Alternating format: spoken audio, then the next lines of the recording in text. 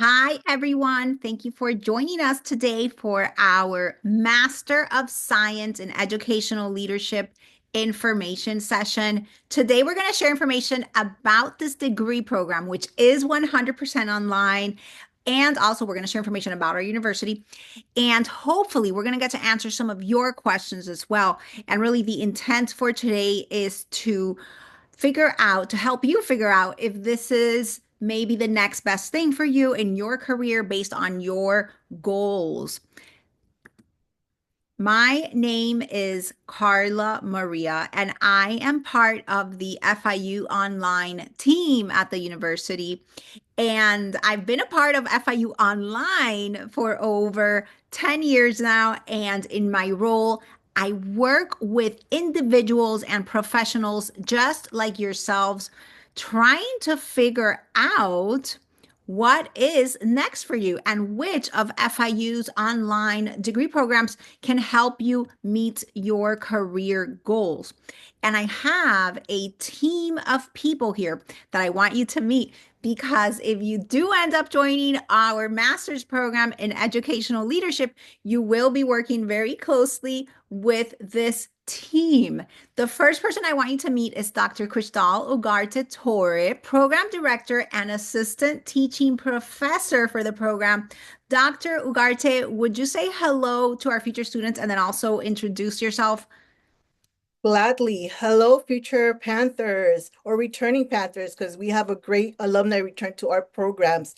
That's just an attestament to the wonderful education we have here at FIU. So I bring greetings.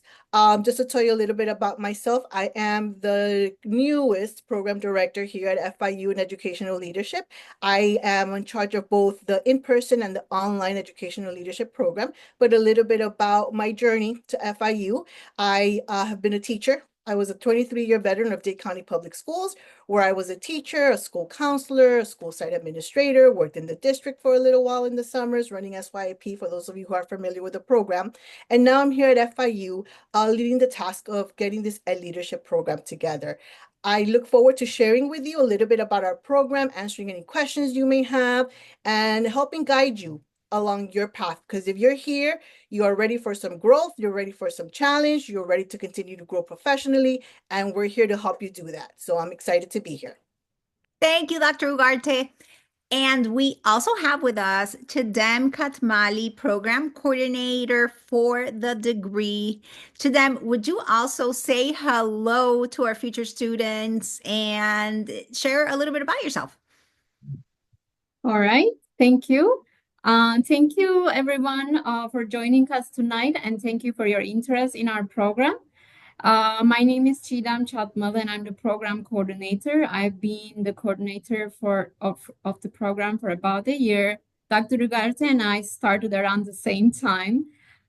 So I oversee the administrative aspects of the program, including applications, class registrations, sending out important emails regarding your progress in the program, important deadlines and announcements.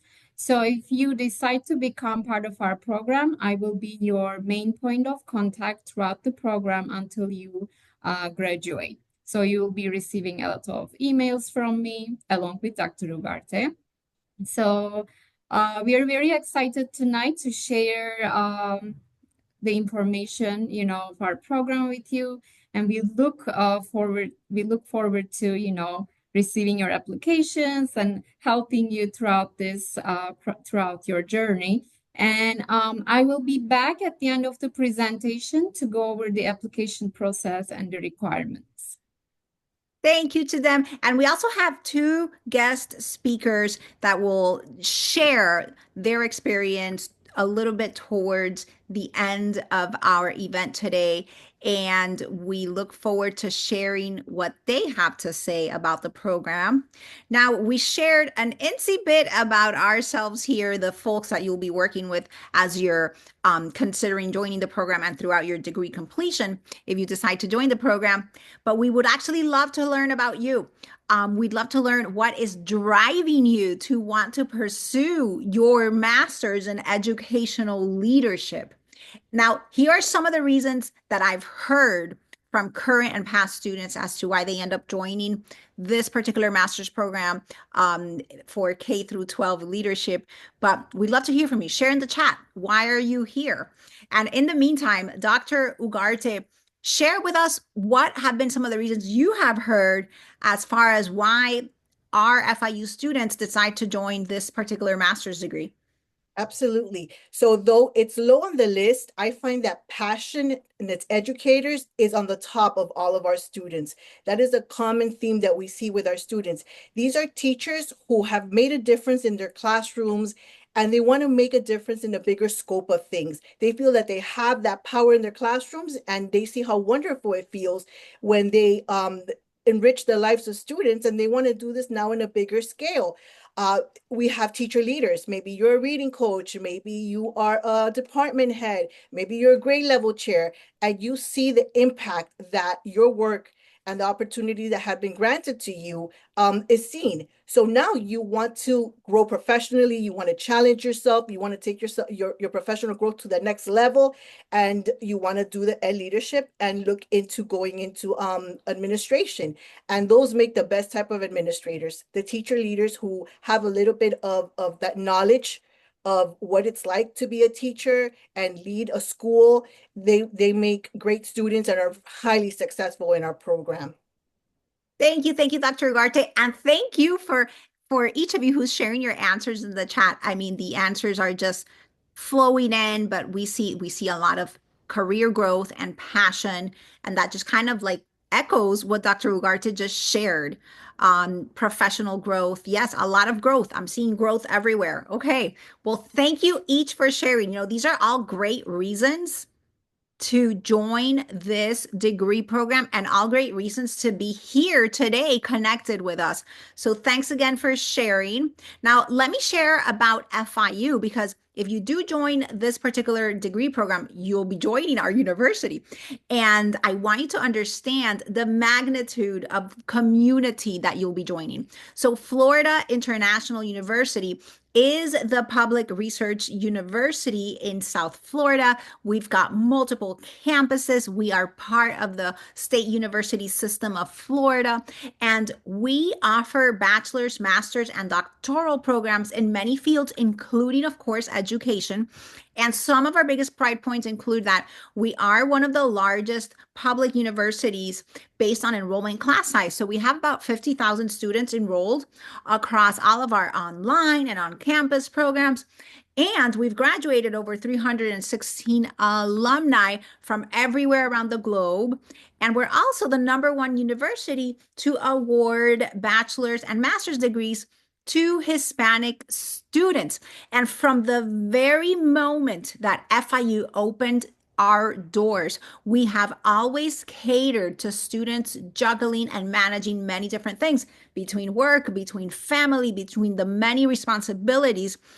And it's been very important to us as an institution to make sure that our programs are flexible enough so that you can actually complete them and meet your career goals. So we've developed FIU Online at the university really with the intention of bringing you the best online educational experience.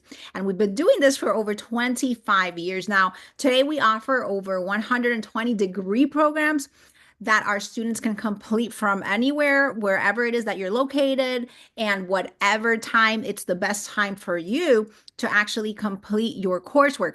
And we also are one of the top institutions for having Quality Matters certification.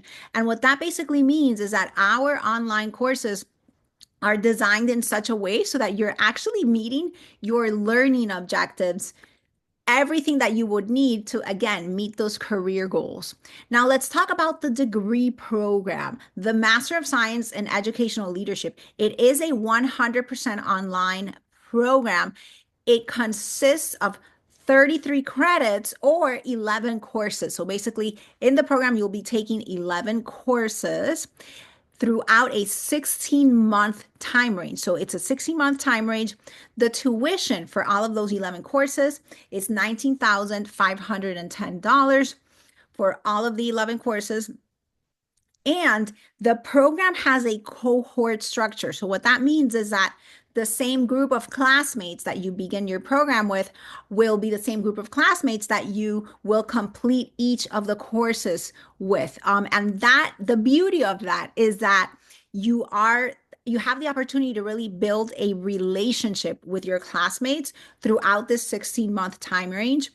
And hopefully, these are classmates, these are folks that will stay in your network for the entire length of your career. Now, most of our courses are structured into 7 weeks chunks, except for one that's 16 weeks, and we'll talk about that one in just a little bit. But really, the intention of these 7 week courses is to allow you to go through the courses in a quicker fashion. And that way, you're taking less courses at any one time and easier to manage deadlines in your courses. Now, we're currently accepting applications for our upcoming class start, which is in August. So the next class starts August 2025, and you must submit your application by June 1st. Now that there is plenty of time between now and June 1st. However, we like to always share with our students to just start your application process early so that we can support you throughout that process. So again, it's a 16-month program. You would start in August of 2025 and you would finish your program. You would graduate December 2026. And just a few other features of the program. There are 9 courses in educational leadership as core curriculum and 2 courses in educational research and social foundations of education. Now, before we get into the details of the courses and more details of the program, I have a question for the group because I know many of you are already educators, are already in some sort of school or education system. And my question to the group is, what have been some of the most impactful challenges faced by leaders in K through 12 in recent times? What are the top challenges that our leaders in K through 12 are facing? I'd love to hear from you because you're coming in also with your experience and your knowledge into this program. So we'd love to hear from you. Share in the chat. And in the meantime, Dr. Ugarte, what have been some of those challenges?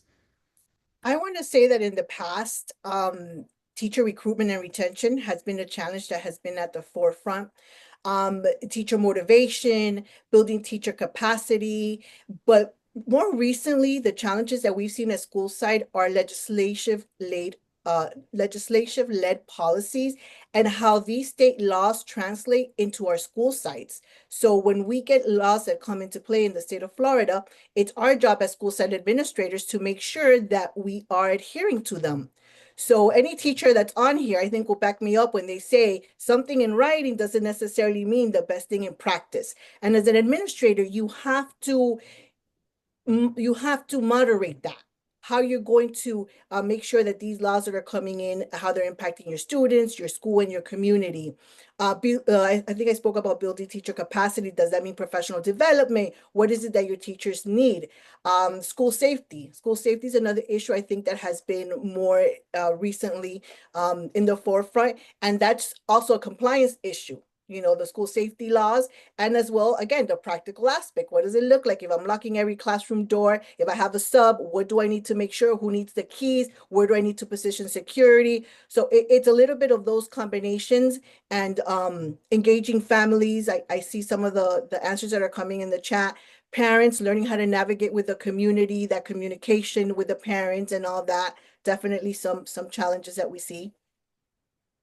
Thank you, Dr. Ugarte. And yeah, I see many of the challenges that you shared, Dr. Ugarte, are also shared in the chat.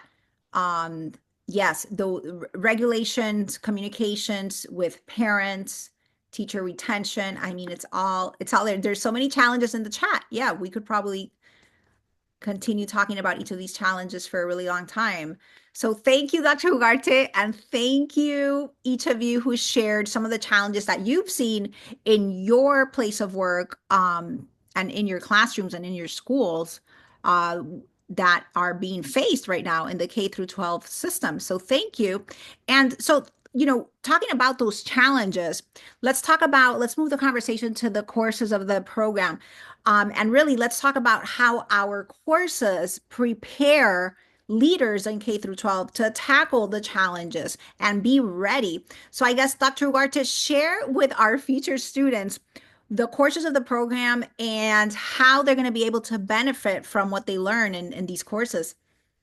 Yeah, so our courses are aligned to be both theoretical and practical because we understand that our challenge is not just to get you to understand the theories of leadership, but also to get you ready for that first day when those keys are handed to you and you're put in the AP office, because that's where most of you will be starting, where you're put in the AP office and you need to hit the ground running. So I'm going to share just a little bit of what the courses are. So the principalship is a course where you discuss theories in leadership, communication, how to communicate effectively with your community and stakeholders, and technology. What are some of the technology? And as you know, AI right now is big. So what are some of the technology that's out there that school leaders should be aware of? Educational leadership for change examines the social, economic, and political context of educational leadership. We have our school operations and finance, where you're taking a look at the school funding in the state of Florida, how that money is given. You're looking at FTE, how to pull an FTE report, how to look at errors, because as you know, school funding is very important. And one of the principal's main job is to do the budget and make sure that everything aligns to what the school needs. Looking at the school day-to-day operations is also part of that course. The social historical foundation of education course, you're looking at the social context of schooling, the historical forces shaping schools in America. In the education and foundational research course, you're understanding data, but looking at it as qualitative, quantitative methods, looking at data collection, analyzing research, because as you know, our schools are not only data driven, but the implementation of research-based strategies are what works best in these aspects. Instructional leadership, so you're looking at the role of administrators as an instructional leader in the school. Data analysis for school improvement, looking at the state accountability and how schools data is analyzed, both in your school, in the classroom, in your regions, and district-wide. Policy and law, so how law and legislation affects how policies come into play. School personnel and professional development. So that's where you're looking at issues such as teacher recruitment, selection, assessment, be it the IPECs, how is it that teachers are being assessed, and professional development to build teacher capacity. Comparative and international educational policy, you're exploring and you're comparing the national and international educational policies that are currently shaping education. And then as Carla spoke about, your very last semester, you do have a 16-week course, which is your internship. For me, this is really my favorite course, and I have one of my former students who's going to talk to you today about it, but this is where the rubber meets the road. This is where you're really putting into practice everything that you have learned in all your courses. You are going to be assuming a leadership role in your school.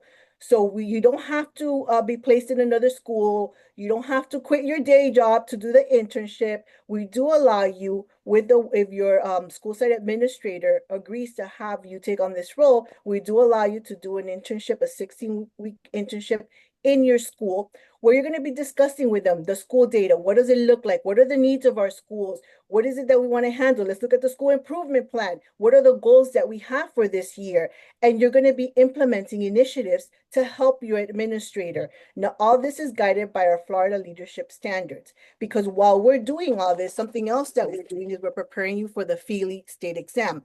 As you know, that is a state examination that you have to complete in order to add to your certification educational leadership. So we make sure, and I'm not sure we have a slide, so I may be speaking a little bit ahead of time, but this is really an important part of our program. While it is not a requirement for graduation, we do make sure that along the courses, we are preparing you for the completion of your FELE exam. And that's taken into account in all your courses, as well as opportunities for you to come together to have some extra prep work. And if time allows, I'll get a little bit more into that. Thank you, Dr. Ugarte. And I see the stream of questions coming in the chat that we are answering also throughout. So keep on continuing to share those questions. Now let's talk about state certifications. And actually, some of the questions in the chat are related to state certifications. So I guess Dr. Ugarte, tell us about how the program helps prepare students for the certification. Okay, so I did speak a little bit about how the program um in the courses we align it to the Florida Leadership Standards, which is what use is driven or what the FELI is based out of, right? So we do align that to the FELI competencies as well, which is what you're going to be seeing in the test. And something that we have done for a couple of years now is we have a FELI prep day where we bring students in and our adjuncts, your professors, your teachers come in and they go over FELI prep with you. This year, we're trying something a little bit new because we decided, or based on student feedback, we always listen to student feedback. And based on student feedback, they want more opportunities to interact with one another. So one thing that we have done this year is the FELI session, we split it up by subtest. So you're going to become, our students currently are going to be coming in, they're going to be getting some FELI prep work, and then they're going to have lunch and they're going to get a chance to mingle and meet their cohort, meet some of the instructors, because we get the same feedback from our instructors when they say, I want to, students come back and ask for letters of recommendation because everybody's going to be applying for bench and they want me to write a letter of recommendation because you're going to be meeting with assistant superintendents, you're going to have administrative directors, you're going to have the top leaders of the district who are going to be your professors. So if you're applying for programs such as bench, you definitely want them to be writing these letters of recommendation. So they're telling us we want to get to know the students better. We want to interact with them outside of the courses. So we do provide those opportunities as well for you to meet with your professors. So that's a little bit on how we do our FELI prep. And so state certification, one thing that I do want to say is our in-person program is a state certified program and our online program is not. What is the distinction? The FELI. For our in-person program, they have to pass the FELI as part of their graduation requirements. So that's the only difference that we have for state certification in our in-person and our online. Online, we leave it up to you as to when it is that you want to take the FELI and pass it, but all the other courses will get you prepared to apply for your state certification because they're the exact same courses that we offer to our in-person program. Thank you, Dr. Ugarte. I hope that that was helpful to those of you in the audience asking about our state certifications. Now, let's talk about our special guests. We have two very special guests today, and the first guest is Mr. Bobby Williams. Mr. Williams completed the program in December 2022. Currently, Mr. Williams is a curriculum support specialist for life skills at Miami-Dade County Public Schools. Bobby, thank you for being here today, and thank you for being able to connect and speak with hopefully our future students of the program. Share with us, Bobby, what you liked most about the program and why, and then just also share with us how the program helped you fulfill yourself professionally and personally. Thank you, Carla. Good evening, everybody. As Dr. Ugarte was talking about the Feely prep, I'm here shaking my head like, yes, she hit the nail on the head because that networking with those assistant superintendents and the professors, I see them throughout the district now. And I'm like, hey, you were my professor. And they're like, oh, nice to see you again. It was all online. So, it was pretty cool because the online uh, courses made it so flexible. Like Carla, you were saying earlier, the flexibility of it being online allowed me to take the coursework at my convenience. I work full time and I'm full time husband and dad, and I found the opportunity to make sure that I had the time on my terms. That was one of the benefits. So what I like most about the program was the flexibility. And as I matured through my professional career so far, I've kind of seen that the networking has been more impactful. I also, as a former PE teacher, taking all these classes allowed me the opportunity to see all the different aspects of what administration goes through at the school site, from the Florida Department of Education, just everything, FTE. It was mind blowing, all of the other aspects. So now when I do school visits, I kind of understand and empathize with what's going on, not just in the PE world. So I have a total view of the whole school setting. So it was a, professional level, growing experience. Uh, After 20 plus years in education, I'm seeing it all come together. And I think it's pretty cool that I see, um, my former professors all throughout the district. So, like I said, networking is also up there as important factors that, this program brought to me. Thank you. Thank you so much, Bobby. I'm glad to hear that really that connection that you were able to build with your professors, that you continue to benefit from that today. So that's wonderful. Thank you, Bobby. Thank you. And we also have another special guest, Miss Yasmin Navarro. Yasmin graduated from the program just very recently in December 2024.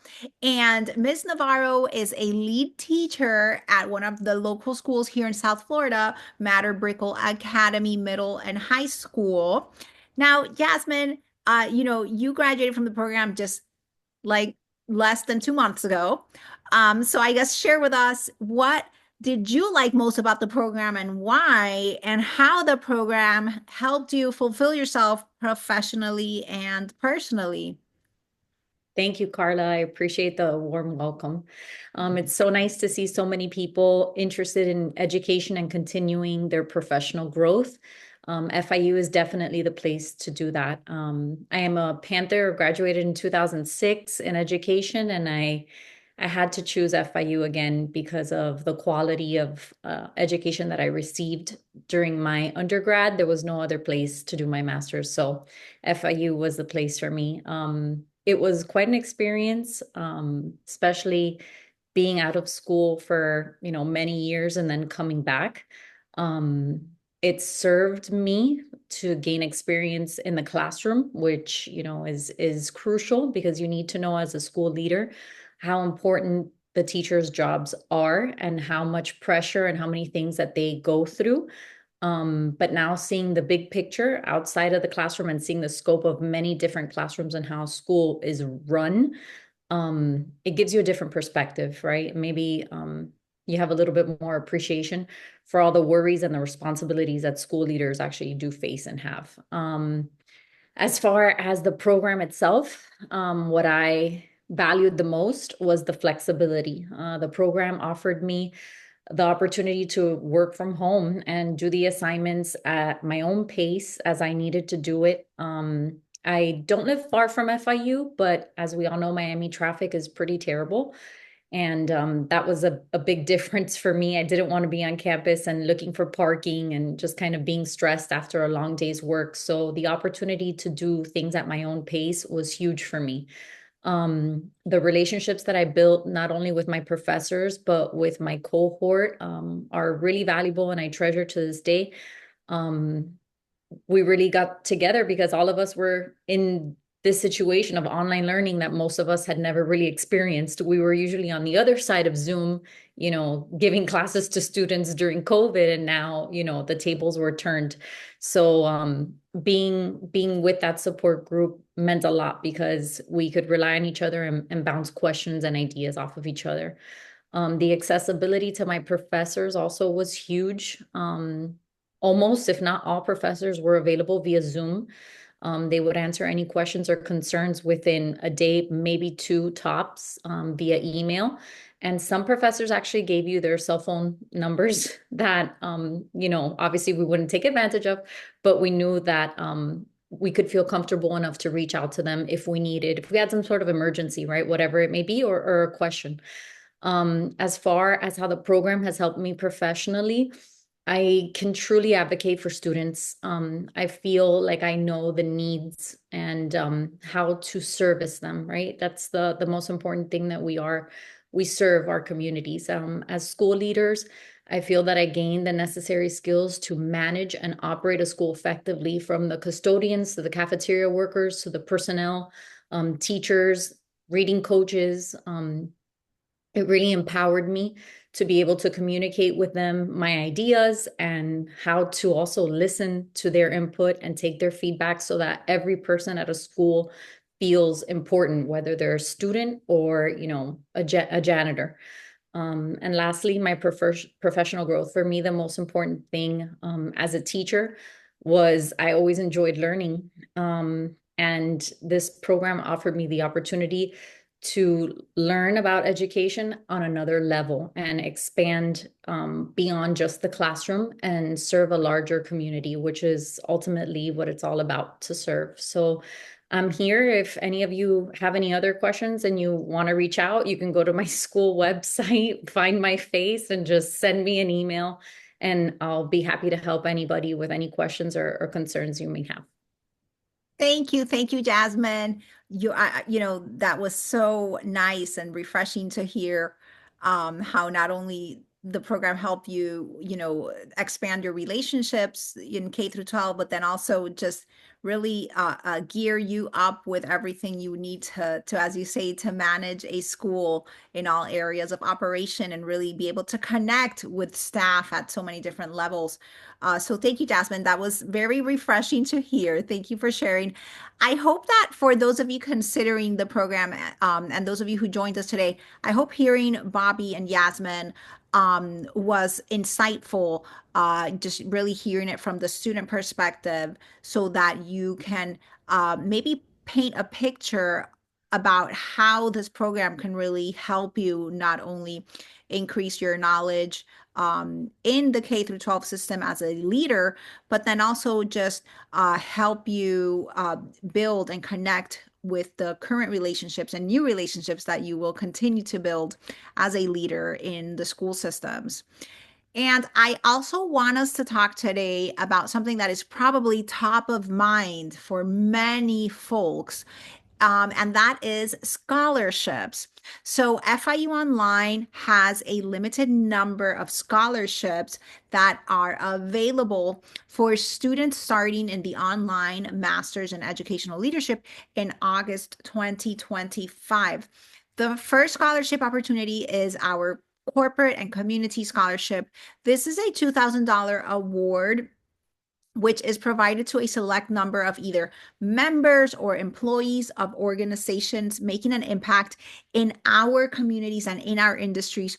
So if you are an employee for an organization, or if you are a member of either a community group or an industry association, and that organization is having an impact in communities or in industries, we want you to apply to the scholarship. And I dare to say that if you're already involved in education today, you probably already qualify for the scholarship. And I just encourage you to apply to that scholarship. Our second scholarship opportunity is our Academic Merit Scholarship. This is also a $2,000 award, and it's awarded to a select number of students with the highest GPAs. So this is a very competitive scholarship. It's basically a scholarship for the students with the highest GPAs based on your upper division coursework from your bachelor's degree. So again, if you have a high GPA, you should definitely apply to that scholarship. Our third scholarship opportunity is our Get Started Scholarship. And this is a $1,000 award, and it's awarded to a limited number of students facing a hardship. If you are facing some sort of hardship, we want you to apply to this scholarship. Now, the process to apply to the scholarships is to first apply to the program. And we'll talk about that in just a bit about how to do that. Apply to the program. Once you apply to the program, you will have an FIU student ID and username. So once you have your FIU ID and username, you can use that to apply to that website that is shared here, fiu.academicworks.com. So on that website, you will find these three scholarships, but then also you'll find many other scholarships because that website is FIU's scholarship portal. And I encourage you to just sit down and review all the listings on that scholarship portal, see which scholarships you qualify for, and apply to them.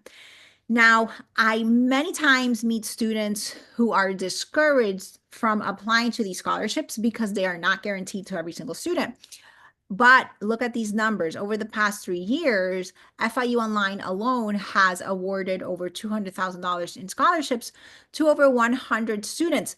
And the next student who is awarded one of these scholarships may very well be you. So I do encourage you to apply to these scholarships. The program also allows you to apply for federal financial aid. This is what some of you may know as the FAFSA. And there's two ways to apply for your federal financial aid. You can do that on the website, which is studentaid.gov, or there's also a mobile app, My Student Aid mobile app. Either of those will allow you to apply to the federal financial aid. You will need FIU's federal school code, which is 009635. And then just something to keep in mind is that if you're starting this program in August, you will be applying for the 2025 to 2026 FAFSA, and you will need your 2023 tax returns for that. So just something to keep in mind to prepare to apply to any federal financial aid. Now, we've spoken much about the program at our university. However, let's talk about admissions and application. Let's talk about what is needed for you to actually join the program. To them, would you share with our future students what the application process is like and what are the requirements for admission? Okay. So as Carla mentioned, our application deadline is June 1st. And here's the application site, go.fiu.edu/apply. So first you will need to create an account and fill out an application form. And on the form, as for the academic plan, you select Masters in Education Leadership. And for the sub-plan, you choose Masters in Education Leadership Online. So this part is really important because if you do not choose the sub-plan or you happen to choose the wrong sub-plan, I won't be able to see your application. I won't be able to track your application. So after you submit your application, it's important that you let me know and send me your Panther ID so I can track your application and verify that this information is correct here. So that will be the first step. And after you submit your application, you can start working on the admission documents. So we would require a 4-year bachelor's degree with a minimum 3.0 GPA in the last 60 hours. And we would need your official transcripts. Your official transcripts must be sent directly from your university to FIU, either electronically or as hard copy. FIU accepts these electronic methods, and most universities send the transcript using parchment methods to FIU, or they can be sent directly from your university in a sealed envelope to Florida International University Graduate Admissions Office. But obviously, the electronic copies are processed faster. So if your degree is not posted on your official transcript, we would need a proof of degree and notarized copy of your original diploma along with your transcripts. If you are an FIU graduate, you wouldn't need to request your transcripts. The system will access those. As for the departmental requirements, we require at least 3 years of full-time teaching experience. And as evidence of this experience, we would need a copy of teacher service record or a letter from your current principal. We would need an educator teaching certificate, a statement of purpose outlining your interests, your career goals, and how our program aligns with your goals, 2 letters of recommendation, and your current and detailed resume. If your degree was completed outside the United States, FIU requires course-by-course evaluation and translation of your official transcripts by a NASA's member translation and evaluation agency. And also, if your degree was completed in a country where English is not official language, you will have to provide English proficiency exam, which could be TOEFL, IELTS, or Duolingo, and you have to meet the minimum scores listed here. So a GRE is not required, it's waived. And we have something called rolling admission, which means you can start your application, submit the application form, and you can, upload your supporting documents as they become available. You do not have to wait until you have everything ready. The application form takes about 10 minutes. You can send that, submit that, and you can start working on the other documents as you have time. So that's the application process and the requirements. Now, Carla has a few things to say about this part, and then at the end of the presentation, we'll be happy to answer if you have any questions. Thank you to them.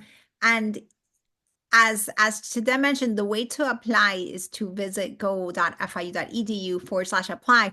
That takes you to FIU's graduate school application portal. And there's normally a $30 fee to submit your application for graduate school at FIU, but we want to cover that fee for you. We don't want you to have to worry about that fee, but there are 3 things that we need you to complete. The first is to submit your application at go.fiu.edu/apply. The second part is for you to select the pay by check option when you are completing your application. And the third part is to email to them at edleadonline@fiu.edu and let to them know that you submitted your application and let her know that you'd like for us to cover your application fee. So just a little bit more about the technicalities of this. Go.fiu.edu/apply. That's where you can submit your application, and that's where you would complete basically a questionnaire about yourself and your former institutions that you have attended. And that process, as Chidem stated earlier, takes about 10 to 15 minutes to complete. And then all of the documents that Chidem shared earlier, those documents you can submit after you submit your application. And so just keep in mind, as you're filling out that questionnaire towards the end, you will be asked how you wish to pay for the application fee. So we ask that you select the pay by check option. And after you submit your application, you will receive an email with your application number and your Panther ID. And that's what we request you email to them so that we can then look you up on the back end and cover that fee for you. Another tip that I really want to share is that the earlier you decide to submit your application, the earlier that to them is able to work one-on-one with you as you're gathering the documents that you need for your application, because we know that you may have questions throughout the process of gathering your documents, and that is what we are here for. So the earlier you submit your application, the earlier that you are able to work one-on-one with them in making sure that you're gathering all the documents properly. So just something to keep in mind. Now, we've shared a lot of information about our program, and we actually want to open it up to questions. I know many of the questions have been answered in the chat already, but if you have any more questions, please continue to share them in the chat. And you're also able to turn on your microphone or turn on your camera if you wish and share your question verbally. Let's see what questions come in.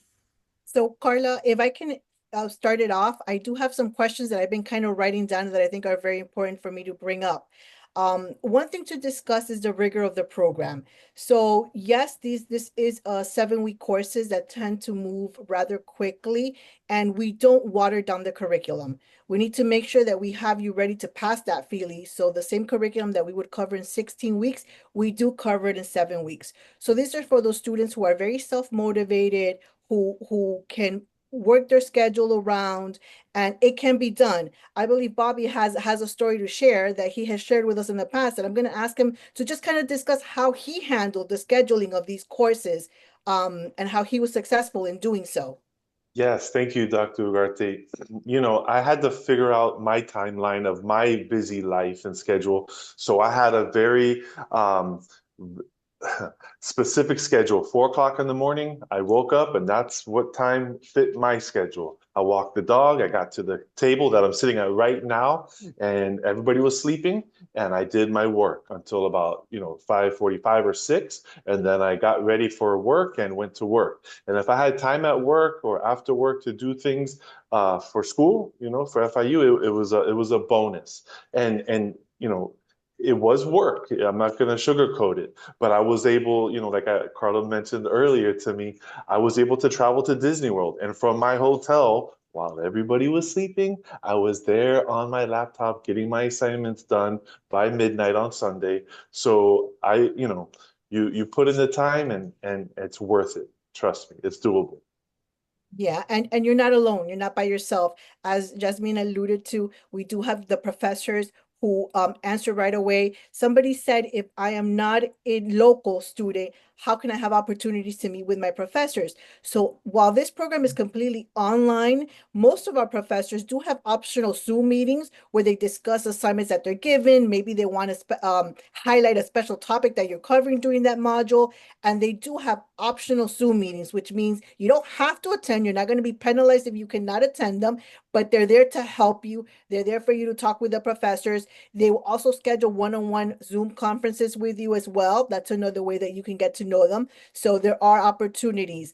Um, Applications. So we do have very strict guidelines which we admit students. And the reason why we do that is because our goal is not just to get you enrolled in our program, but our goal is to get you to be successful in our programs. We want to make sure that the candidates that we're admitting are candidates who are set up to succeed. So while you do see the hard requirements, we usually don't tell anybody, okay, don't apply, you won't qualify. But we tell you, like, for example, I had somebody who was saying they are in a pre-K setting. We have had students in the past who have not been in K-12. They've been in pre-K schools, but they were set up so that they could assume leadership positions. And what we do is we will have a conversation with you. I often meet with students who I think may not be the traditional candidates. And just by talking to them and saying, hey, this is what's required of the program. This is what you're going to be asked for. Do you think it's something that you could be successful in? So you won't just hear a no, sorry, goodbye, but we do have conversations with you in order to get to know a little bit more about your situation. So we do look at applications individually. So I encourage you that if that's your case, apply or reach out to Shidem. She'll reach out to me and say, Dr. Goite, we have a student who this is their situation. And we'll say, okay, let's talk to them, tell them to apply, send the stuff ahead for us to look at. So never shy away because you just don't see that you can't check off a box. Somebody asked about the Feely test. Yes, the Feely test is changing. Part of my job is to actually keep on top of that. So I just came back a week ago from Orlando, where the Florida Department of Education was there discussing the new Feely requirements. One of our adjuncts was chosen as a professional who went in and was reviewing some of the questions that are going to be asked. So there is a new Feely test. We are aware of it. It will start in January 2026, I want to say. So right as you're getting ready to graduate. So I'm glad you picked up on that, who asked me that question, because now what we do is we adjust the competencies, which we have already done, and the courses are now going to be aligned to the Feely 4.0 competencies that are coming out. So the prep work that you're getting is going to be for the new Feely test. We're going to make sure that that's the preparation that we're giving you. And again, these are all things that you'll be able to have. I think those were the three major things I wanted to cover, but please, if you have any other questions, like Carla said, unmute yourself, introduce yourself. We'd love to hear from you. And Oh, there's an additional question that came in from two people, and it's kind of repeated. And the question's related to the requirement for teaching experience, about the 3-year teaching experience. Is there, I guess, what is your guidance, Dr. Ugarte, for somebody who maybe does not have the complete 3 years of teaching experience? that is a hard line, and for two reasons. Number one, in order for you to apply for that in your certification, currently part of the state of Florida requirements is that you have completed 3 years of teaching before you can add the administration into your certificate. So that's one reason. And the second one, I'm going to be honest with you, and I apologize, I don't want to hurt any feelings, but you need to be a teacher first before you become an administrator. And a first-year teacher, you're going to learn so much, and so much is going to be thrown at you. I even think that maybe a 5-year teaching experience would be required, but that's just me, a little old school, and I would never change it to that. I will stick with what the state of Florida requires. But really, it's because we want you to have more experience, more control in your classroom. And think about it. You're a first-year teacher. In 16 months, we're going to tell your principal to hand over leadership roles to you. Most principals are going to be like, nope, not happening, not doing it. And again, we don't want to set you up to you get to your internship and you say, my principal doesn't want to let me do this, or this became too much. And now what do? We cannot change our requirements because, again, we have to align with the state of Florida. And we can't just say, okay, well, we're going to let you do something else in your internship. You have to complete it the way the internship is built. So we want to make sure that our students, again, are in the right place to complete this degree. So that is one of the ones that I will tell you in the past have had students start a little bit later, because you can always start the program another time. It doesn't have to be right now. It's still going to be just as wonderful in a couple of years when you're ready to. But we do ask and require you to have at least 3 years of teaching experience under your belt before you apply to our program. How do they relate to the day-to-day, Jonathan? So for example, in our school finance course, you are taking a look at the FTE reports that your principal has. You are trying to find any errors in FTE. You are working with them on school budget. They're going to sit down and show you the CASAS report, and you're going to be working on school budgets with them. What other courses? In your internship course, you're going to be doing a recruiting presentation of your school, and you're going to talk about why your school is so wonderful, because as we know right now, our schools are kind of competing for students.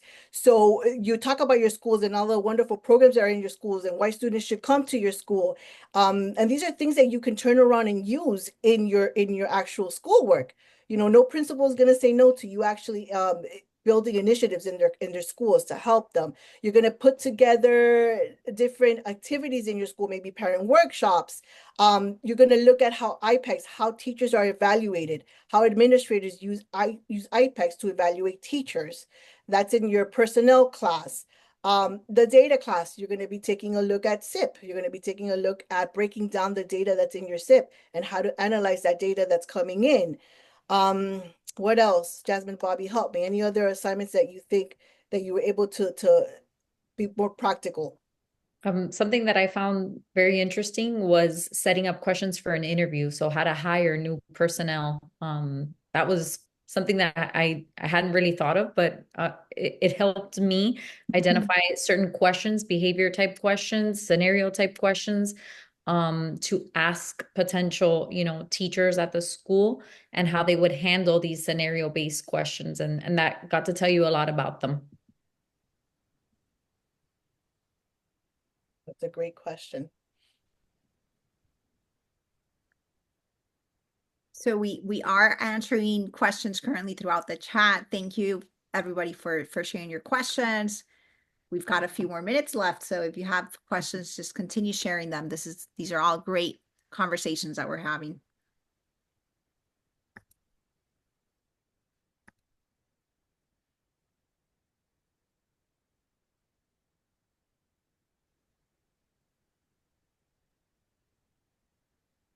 Something that you know, maybe on some students' mind is current policy, and what is that going to mean for financial aid and for all those scholarships and opportunities.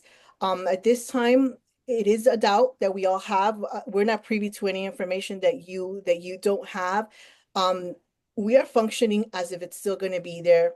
We are hopeful that it will be seen as an asset to have this kind of aid for our students. So at the current time, we have not heard anything about any of the scholarship opportunities or FAFSA being eliminated for us as a school. So we are still encouraging our students to apply through FAFSA. We're still encouraging to apply for scholarships and continue as normal as could be. Good insight, good insight.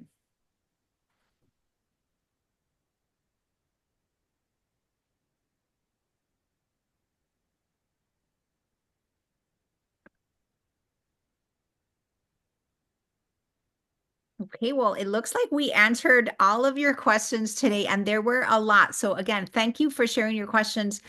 I believe probably you will have questions later because that's the way that our minds work. We think of questions later.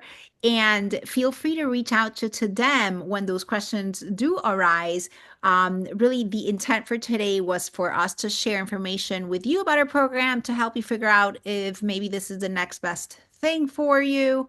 But we would actually love as a next step to connect with you in a one-on-one setting and really get to know your story, your experience, your goals, and help you figure out if this is the program for you. And that's what we're here for.